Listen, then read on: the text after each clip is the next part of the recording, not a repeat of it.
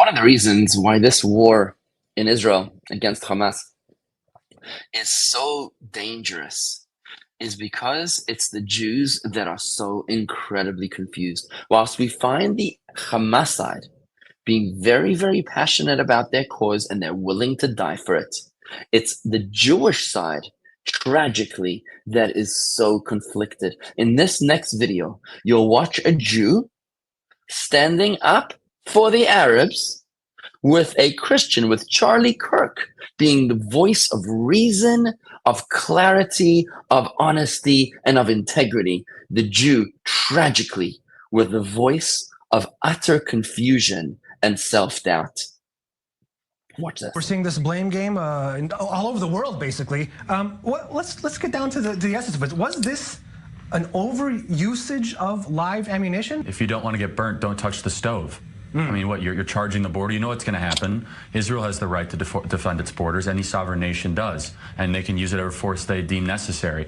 But what I don't understand here in the conversation is no one's talking about how the Palestinian Authority subsidizes and encourages this behavior. I mean, every single one of these victims, their families are going to receive checks now. And that's subsidized through hundreds of millions of dollars of foreign aid. They do it in advance. Exactly. They don't in advance. They're incentivizing bad behavior. So if you want to stop getting bad behavior, stop funding that behavior. And look, the IDF is doing their job, and every single person, every single one of those terrorists that charged the fence, they knew exactly what's going to happen to them, and it's immoral and evil to use human and women as shields. The subtext of what the international media is trying to paint is that this is somehow America's fault for recognizing the rightful capital of Israel. And the subtext, this coincides directly with the moving of the U.S. Embassy, and this is just a continuation of a narrative against our duly elected president and his administration and what he's trying to do both domestically and internationally.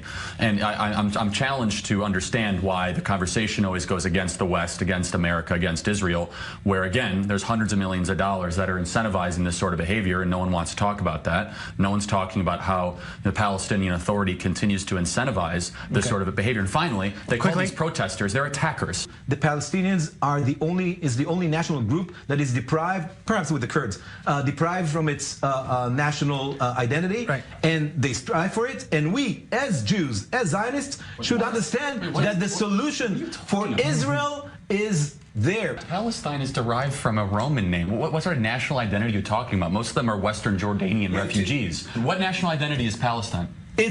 What is national identity? Is when a group of people, an ethnical group of people, beliefs, that's national identity. What is an American national identity exactly? What is it? What is an American national identity? Okay, guys, sir, what is an American national identity? What makes you American? So unique is because we're the most homogeneous, diverse, accepting country in the history of the world. Are they rioters or protesters? Attackers, and they're being paid to do so. They're being subsidized and encouraged by the Palestinian Authority through foreign dollars. Yeah, but U.S. tax dollars. So you say people, my tax dollars from the United States willingly went to kill themselves just because they're going to get, their families are going to get paid. Part of it, their behavior is incentivized by our dollars. My U.S. tax dollars are going here to incentivize this sort of ridiculous terroristic behavior on your border.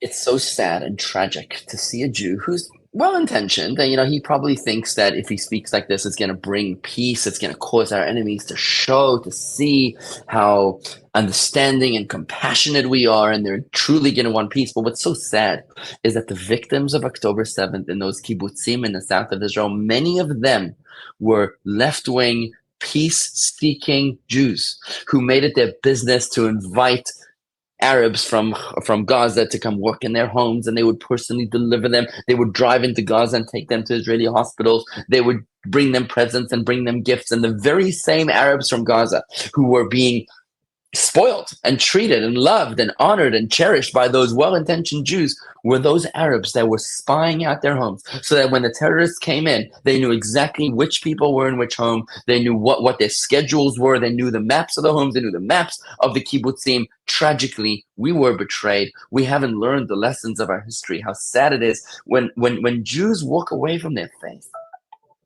When we walk away from our faith, when we lose the values, the moral integrity, the moral compass, which comes of the values of our Torah, it's then that we're left to desperately seek the love of our enemies with the most tragic effect. My only strength, I find, is in the prophecy of Isaiah, where in chapter 49, verse 17, Isaiah prophesies,